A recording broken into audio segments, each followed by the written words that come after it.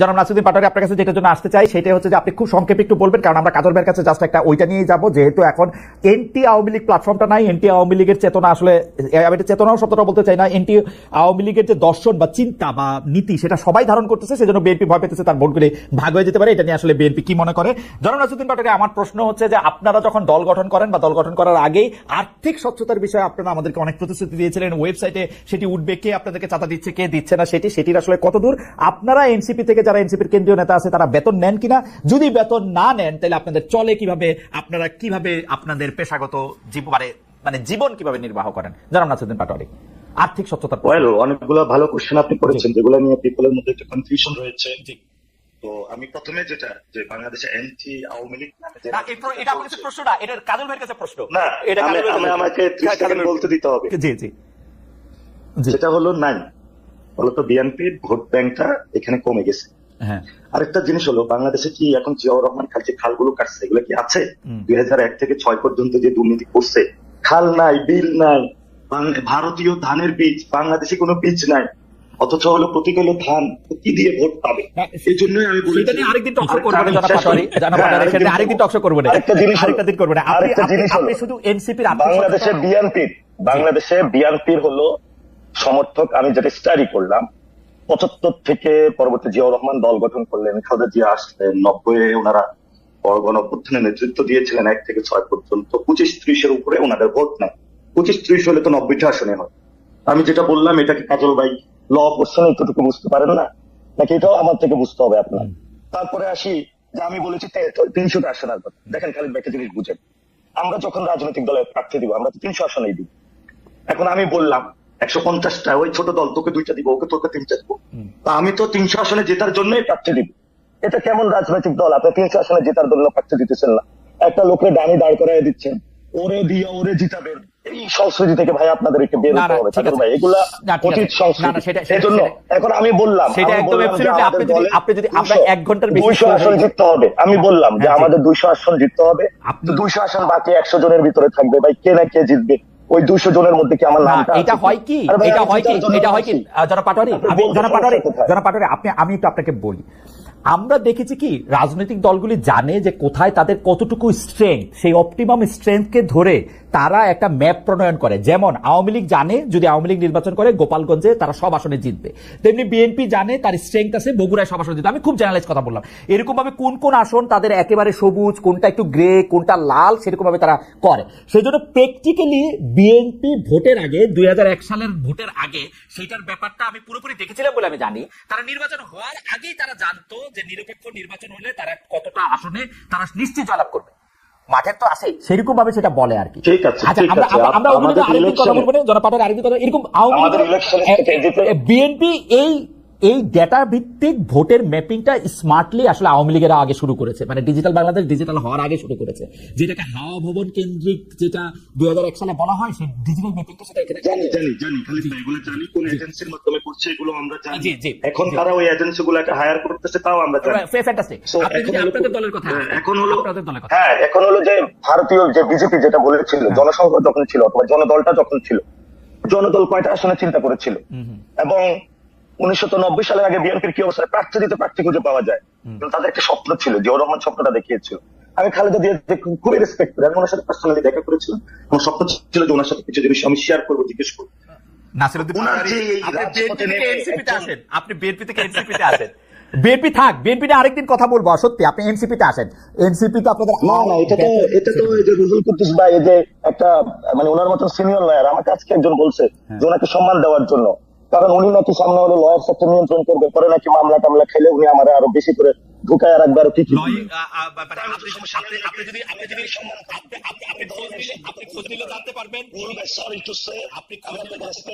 আপনি যে শব্দ আজকে চয়ন করেছেন, আপনি এটা এক্সপ্যান্ড করবেন। 1 নাম্বার। 2 নাম্বার জিনিসটা হলো, আপনি আমাদের ফাইন্যান্সিয়াল সিস্টেমের কথা বলেছেন। এই যে বালখিল্য যে একটা শব্দ ব্যবহার করেছে উনি, এবং এটা উনি সিনিয়র লয়ার হিসেবে, লার্নার পার্সন হিসেবে উনি লন্ডন থেকে এডুকেটেড হয়েছে, এবং সেখানে যথেষ্ট আমার মনে হয় যে শব্দটা এক্সপ্যান্ড করা উচিত। 1 নাম্বার। 2 নাম্বার জিনিস জি আর্থিক খাত, ফাইন্যান্সিয়াল কোশ্চেন। জি আচ্ছা, ফাইন্যান্সিয়াল কোশ্চেন আপনি কথা বলেছেন। আচ্ছা, বেঁচে কাজ আপনি বলেছেন, আমি একটু বালখিল্য শব্দ এগুলো আপনি বলতে পারেন না। 2 নম্বর জিনিস হলো ফাইন্যান্সিয়াল যে বিষয়টা, সেটা হলো যে আমরা একটা নীতিমালা করেছিলাম। নীতিমালার মধ্যে আমরা এনেছিলাম আমাদের দুইটা জিনিসকে মিক্সড করতে হবে। মিক্সড করতে গিয়ে আমার যে পলিটিক্যাল কালচার রয়েছে সেটার জন্য আমরা স্টাডি করার জন্য নির্বাচন কমিশনের আরপিওতে স্টাডি করলাম, সাউথ এশিয়াতে যে পলিটিক্যাল পার্টিগুলার যে ফাইন্যান্সিং সিস্টেম সেটা নিয়ে স্টাডি করি। আমরা ভারতে গিয়ে যেটা পাইলাম সেটা হলো রাহুল গান্ধীর কিন্তু যে ফাইন্যান্সিয়াল স্ট্রাকচার, এটা হলো বিজেপির মোদী হলো ফ্রিজ করে রেখেছিল, বিজেপি আবার বন্ড ছেড়েছিল। আমরা একটা সুন্দর মডেল আবার হলো মালয়েশিয়াতে গিয়েছি। মালয়েশিয়ার যে তরুণ প্রজন্ম তারা ফাইন্যান্সিয়াল মডেলের ক্ষেত্রে নতুন একটা ধারা নিয়ে এসেছিল। থাইল্যান্ডের একটা তরুণদের একটা পার্টি, মুভ ফরওয়ার্ড পার্টি, আপনি শুনেছেন, 167 তারা সিট পেয়েছিল। তাদেরও তো ফাইন্যান্সিয়াল একটা মডেলে তারা সিস্টেম নিয়ে এসেছিল। আর বর্তমানে আমেরিকার নেক্সট প্রেসিডেন্ট ক্যান্ডিডেট বলা হয়ে থাকে এওসি কে। এওসি একজন বারটেন্ডার ছিলেন, খুবই স্ট্রাগল লাইফে ছিলেন, তার ফাইন্যান্সিয়াল ক্লিয়ারেন্স খুবই স্ট্রং। এবং আপনি যে আমদানির কথা বলেছিলেন যে আপনি টকশোতে কত, তারও ফাইন্যান্সিয়াল আমি ব্যাকগ্রাউন্ড দেখলাম খুবই স্ট্রং এবং মানে ক্লিন। স্ট্রং বলতে তো আমরা হাজার হাজার কোটি টাকার মালিক বুঝে ওইটা নাই, খুবই ক্লিন এবং তার ট্র্যাক রেখেছে। আমরা যখন দল গঠন করলাম আমরা খুবই একটা চিন্তার মধ্যে পড়ে গেলাম যে স্ট্রাকচার গুলোতে বিভিন্ন দল, বিভিন্ন বিএনপির এমপি গুলো অফার করতেছিল যে বাংলাদেশে আসো, ব্যবসা করো, কোথায় থেকে ইলেকশন করবা, কি করবা, দল চালাবা কিভাবে। বিভিন্ন দেশ আমাদেরকে বলতেছে, বিভিন্ন গোয়েন্দা সংস্থা বলতেছে। আমরা বলছি নো, আমরা কোনোটাতে যাব না। তখন আমরা ইয়েল ইউনিভার্সিটি, এমআইটি ইউনিভার্সিটি এবং ওয়ার্ল্ডের যারা বাংলাদেশি ডায়াসপোরা আছে তাদের সাথে যোগাযোগ করলাম, how can I solve this matter. তারা আমাদেরকে একটা ফাইন্যান্সিয়াল মডেল বানিয়ে দিয়ে দিল।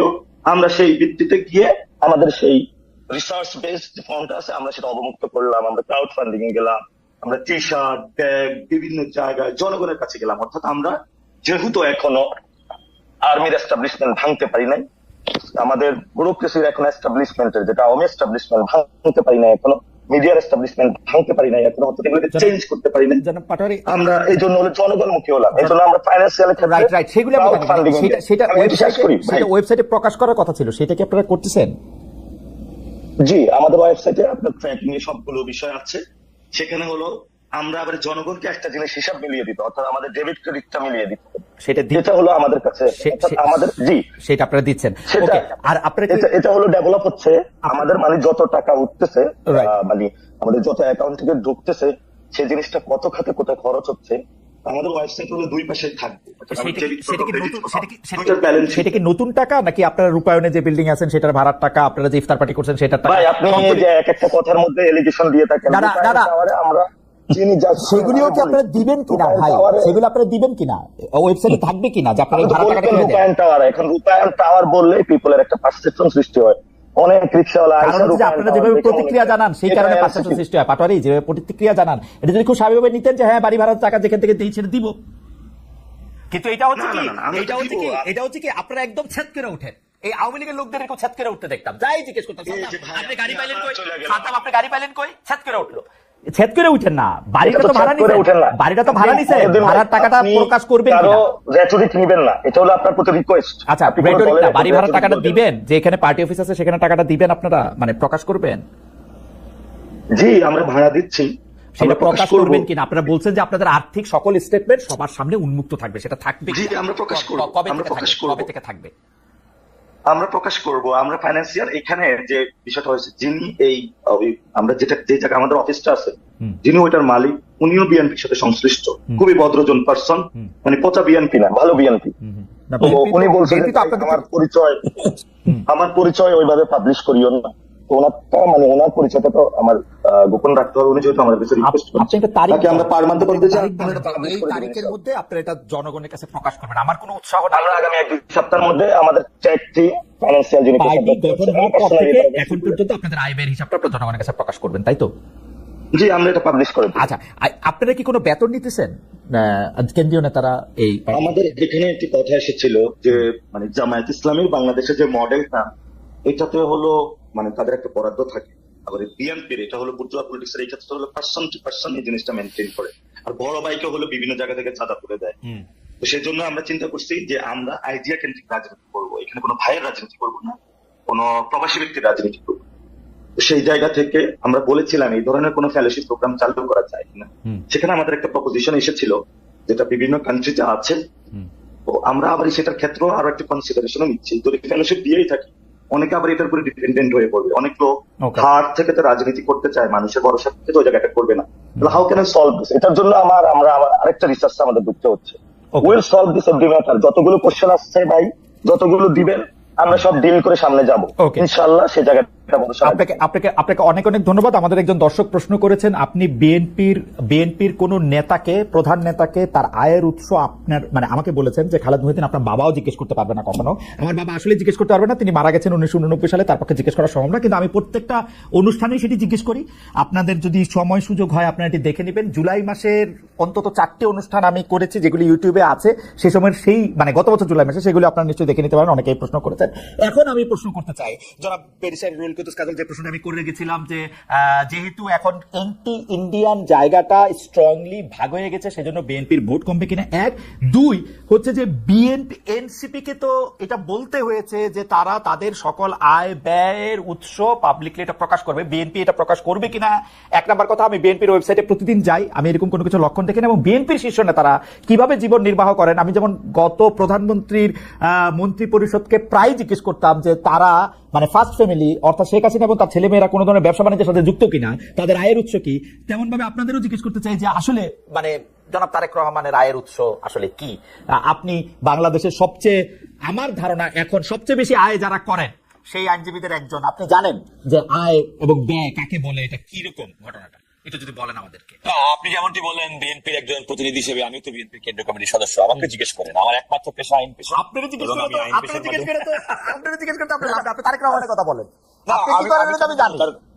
শোনেন, আমার দলের নেতা তাকে এই প্রশ্নটা আপনি করবেন। আমার মনে হয় বাংলাদেশে তাকে তো আমি পাই না, তৈরি হয়েছে, তাকে তো আমি পাই না আজকে না, কিন্তু আমি আপনার মাধ্যমে আপনি বলে রাখি, তাকে আমি পাই না আজকে না, কিন্তু তিনি যখন টিভিতে নিষিদ্ধ, কেউ তাকে টিভিতে দেখে না, সেই গত 5 বছর 6 বছর 7 বছর ধরে আমি তার একটা ইন্টারভিউ জন্য আপনাকেও আমি বহুবার বলছি, ইউ নো দ্যাট। এবং আমি আপনাকে বলি, সুতরাং আমার দলের নেতা তার নিশ্চয়ই তিনি বৈধ উৎস এবং আছেন, এবং এই প্রশ্নটি তাকে করবেন। এ ব্যাপারে আমি এতটুকু বলতে পারি, আমাদের নেতা এবং তিনি তার পরিবারের সদস্য এবং তাদের একজন বিএনপি নেতা বলেছেন যে ডক্টর জুবাইদা রহমান এবং ব্যারিস্টার জাইমা রহমান তারা যেহেতু আয় করেন, সুতরাং তারেক রহমান সাহেবকে রাজনীতির দিকে মনোযোগ দিলেও চলে। আমি তো এতটুকুই বললাম যে তাদের পরিবারের অন্যান্য সদস্য কর্মক্ষম, উপার্জনক্ষম মানুষ আছে। এর বাইরে আমাদের মনে হয় বিষয়টি তাকে জিজ্ঞেস করেন। আপনি যে কথাটি বলছিলেন সে কথাটি নাসিরউদ্দিন পাটোয়ারির যে সমস্ত কথাগুলো, সেগুলো মোর অন থিওরি। আমি নিজের থিওরিতে অত তার চেয়ে বড় কথা হচ্ছে বাংলাদেশের আর্থসামাজিক অবস্থা বিবেচনা করে আমি একটা মন্তব্য করার চেষ্টা করি। যেমনটি আপনি বলেছেন, এটা বাস্তব কথা, যে আমি সে কথা বলছিলাম যে আওয়ামী লীগ বিরোধী যে শিবির, সেই শিবিরের নেতৃত্ব দিত বিএনপি। এখন আওয়ামী লীগের অনুপস্থিতিতে এই শিবিরের ভোটের মধ্যে তো অবশ্যই একটা টানাপোড়েন থাকবে, এবং এই টানাপোড়েনটা থাকাটা অত্যন্ত স্বাভাবিক, এটা গণতন্ত্রের সৌন্দর্য। আপনি তারেক রহমানের বক্তব্য রেফারেন্স দিয়ে যে কথাটি বারবার বলছিলেন, যে তিনি বলছেন আগামী নির্বাচন অত্যন্ত প্রতিদ্বন্দ্বিতাপূর্ণ, অনেক কঠিন হবে। এই কঠিনের একটা কারণ হচ্ছে ভোটারদের মন জয় করা। আপনি আমাদের দলের নেতার বক্তব্য থেকে এ কথাটা কিন্তু স্পষ্টত যে মানুষের ভোটারের মন জয় করার মাধ্যমেই তারা রাষ্ট্র ক্ষমতায় যেতে চায়। এটা বাংলাদেশের মানুষের জন্য একটা আশ্বস্ত হওয়ার বিষয়। তার দলের নেতৃবৃন্দকে যখন তিনি এভাবে অ্যালার্ট করেন, প্রকারান্তরে এই কথাই বোঝাতে চান যে ভোট ছাড়া অন্য কোন প্রক্রিয়ায় আমাদের রাজনৈতিক দল হিসেবে রাষ্ট্র ক্ষমতার দায়িত্ব পাওয়ার কোনো সুযোগ নেই। That is plain and simple. এই প্লেন এন্ড সিম্পলের ক্ষেত্রে অনেকগুলো অংশীদার, আপনি যেমনটি বললেন, কদিন আগে গত শনিবারের মধ্যে আপনার সৌরদ্দ উদ্যানে সমাবেশ হলো। আমি আগামী নির্বাচনকে সামনে রেখে অনেক রকমের হিসাব নিকাশ তো হবেই, এবং এই যার যা রাজনৈতিক অবস্থান থেকে সে তার দলের হিসাব করবে, বড় দল হিসেবে তার একটা হিসাব করবে। এমন তো হতে পারে যে বিএনপি চিন্তা করছে, যেটা বিএনপির অন্যতম পলিসি ছিল, যেটা 31 দফা ভারপ্রাপ্ত চেয়ারম্যান বারবার বলেছিলেন, যে আমরা রাষ্ট্র ক্ষমতা যাওয়ার সুযোগ পেলে, রাষ্ট্রকে সেবা করার সুযোগ পেলে সমস্ত রাজনৈতিক দল এবং শক্তিদেরকে আমরা ইনভলভ করব। বিএনপি কিন্তু প্রথম দিকে জাতীয় সরকার করার কথা সুস্পষ্ট ভাবে বলেছে।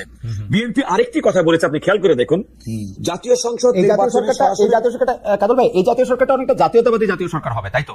মানে আপনার যাকে পছন্দ তাকে আপনি নেবেন।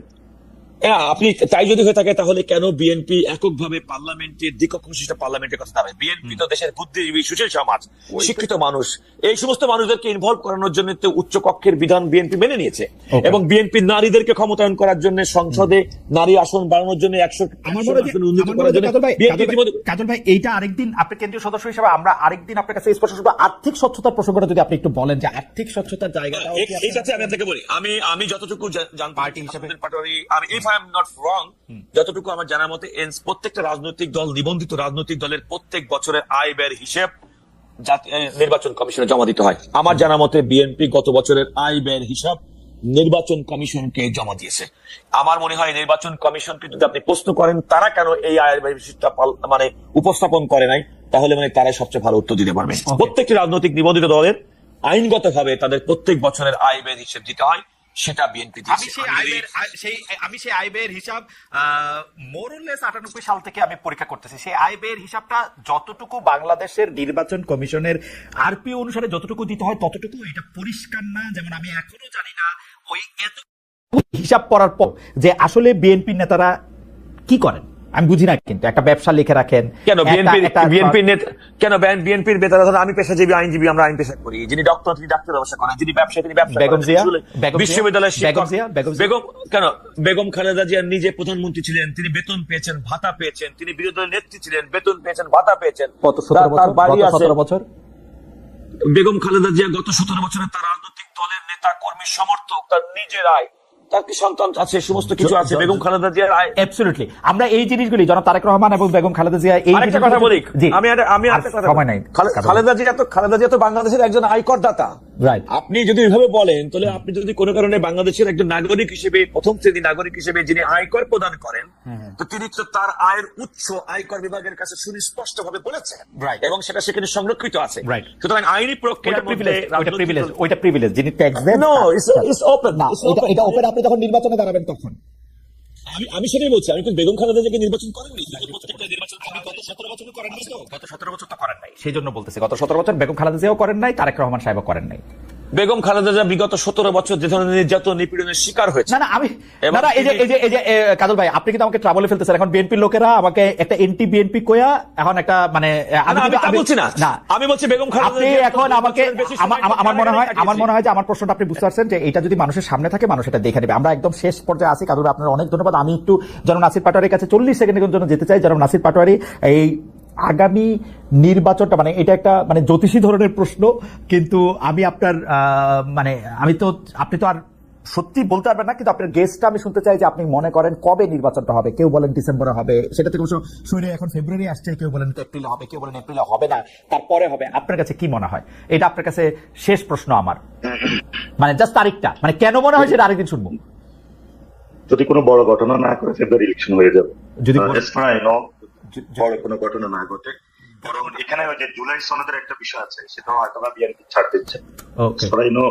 লন্ডনের কথা হয়েছে, পার্সোনাল কথা কি হয়েছে এটা আমরা জানি না, তবে সেখানে দুজনকে যেহেতু হাস্যজ্জ্বল ছবিটা আমরা দেখেছিলাম, তাদের মনে হয়েছিল বোথ পার্টিজ আর কোঅপারেটিভ, ওই জায়গায় মনে হয়েছে যে ফেব্রুয়ারিতে ইলেকশন হওয়ার পসিবিলিটি রয়েছে।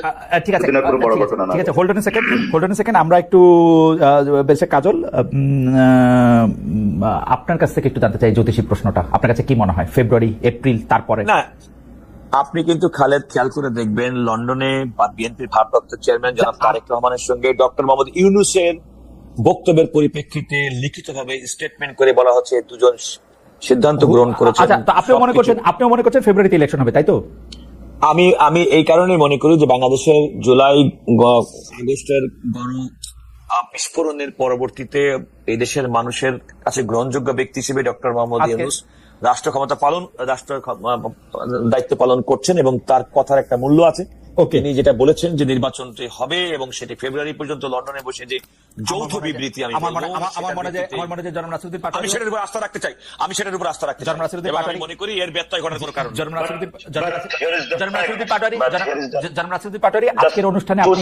আজকের অনুষ্ঠানে আপনি শেষ কথা বলবেন, আপনি 2 সেকেন্ড না, আপনি 30 সেকেন্ড বলেন। এনসিপি নিবন্ধন চেয়েছে, সব জায়গায় আসলে নির্বাচনী কার্যক্রম শুরু করেছে। নতুন রাজনৈতিক দল হিসেবে আপনি আমাদের অভিনন্দন জানবেন আপনার দলের পক্ষ থেকে, এবং নির্বাচনকে সামনে রেখে জনগণের উদ্দেশ্যে আপনি কি বলতে চান? আপনি 30 সেকেন্ড বলেন, কিন্তু প্লিজ 30 সেকেন্ডই বলেন। আপনি 2 সেকেন্ড 30 সেকেন্ড বলেন।